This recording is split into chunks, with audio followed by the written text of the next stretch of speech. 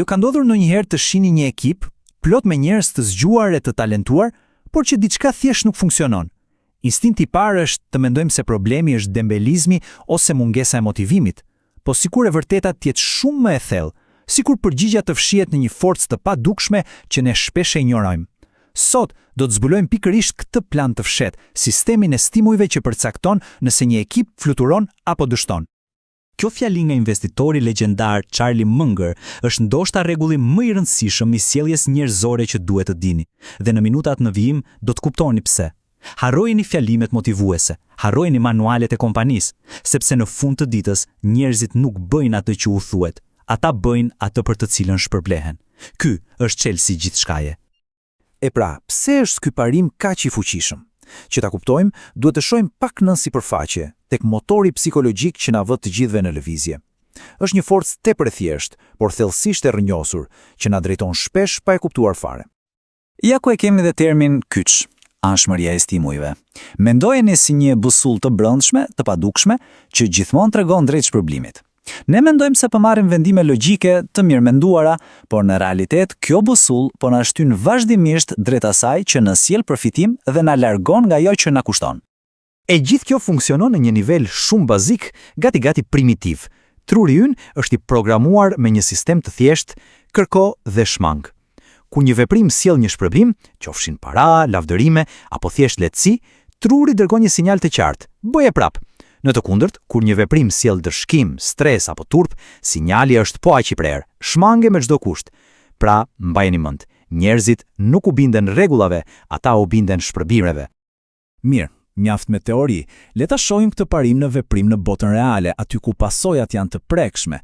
Kemi një studim rasti perfekt, një tregim me 2 restorante. Imagjinojeni, operojnë në të njëjtin qytet, u shërbejnë të njëjtëve klient, por me filozofi krejtësisht të kundërta. Ky është një test i drejt për drejt i fuqisë së stimujve. Këtu i kemi 2 sisteme krejt të ndryshme. Nga njëra anë, restoranti La Vita ka një sistem të zgjuar.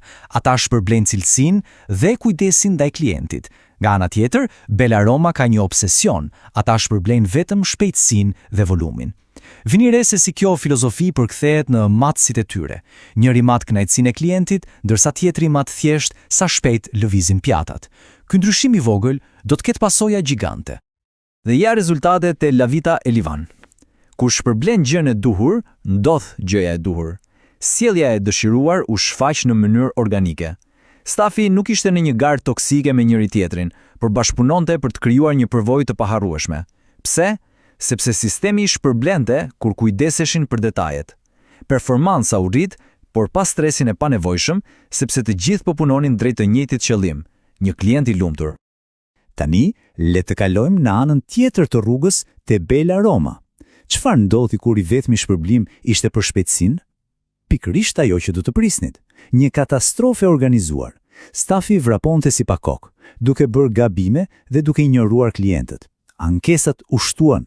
Ironia tragjike është se ata po bënin më shumë punë, më shumë tavolina të shërbjera në letër, por në realitet, restoranti po diqte para dhe po shkatronte reputacionin e tij. Dhe kjo na sjell në pyetjen thelbësore. Është shumë e lehtë të shikosh kaosin te Bella Roma dhe të fajzosh punonjësit.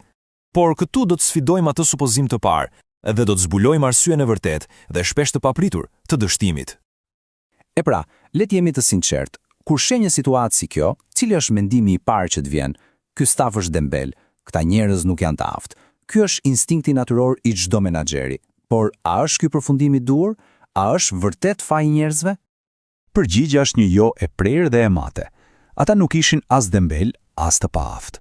Në fakt, sjellja e tyre ishte krejtësisht logjike, ishte përkryer racionale, bazuar në rregullat e lojës që menaxhmenti kishte krijuar për ta.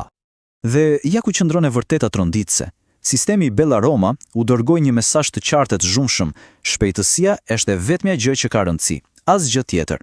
Dhe stafi, duke qenë njerëz racional, thjesht ju përgjigj atij mesazhi. Ata po bënin pikërisht atë për të cilën paguheshin. Problemi nuk ishin kurrë lojtarët, problemi ishin rregullat e lojës. Tani që e kemi kuptuar problemin, vjen pjesa më e rëndësishme, si ta rregullojmë. Kjo është pjesa ku kalojmë nga diagnoza tek veprimi. Si mund ta përdorim këtë njohuri për t'u bërë arkitekt të sistemeve më të mira, qoftë në punë, në ekip apo edhe në jetën tonë? Këtu është një udhëzues i thjesht me 3 fapa. Së pari, bëu një detektiv i stimujve. Audito çdo shpërblim.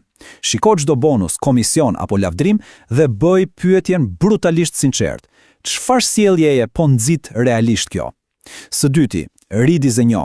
Ndalo së shpërblyeri vetëm rezultatin final. Fillo të shpërblesh procesin e duhur, përpjekjen e duhur, sjelljen e duhur. Dhe së treti, ndërto ura, jo mure. Përdori stimujt për të ndërtuar një kulturë bashkëpunimi. Krijo shpërblime që inkurajojnë përgjegjësinë e përbashkët, jo garan toksike. Dhe për të qenë më konkret, këtu janë disa kurthe klasike ku bien shumica. Së pari, të shpërblesh vetëm rezultatin final, siç bëri Bellaroma me numrin e tavolinave. Së dyti, të harrosh fuqinë e shpërblimeve jo monetare. Ndonjëherë, një falënderim publik ose një ditë pushimi vlen më shumë se një bonus i vogël. Dhe së fundi, të krijosh një kulturë frike. Nëse ndëshkon gabimet e vogla të sinqerta, njerëzit do gjejnë mënyra dinake për të fshirë problemet, gjë që dëmton kompaninë afat të gjatë. Dhe kjo na sjell përsëri në pikën fillestare.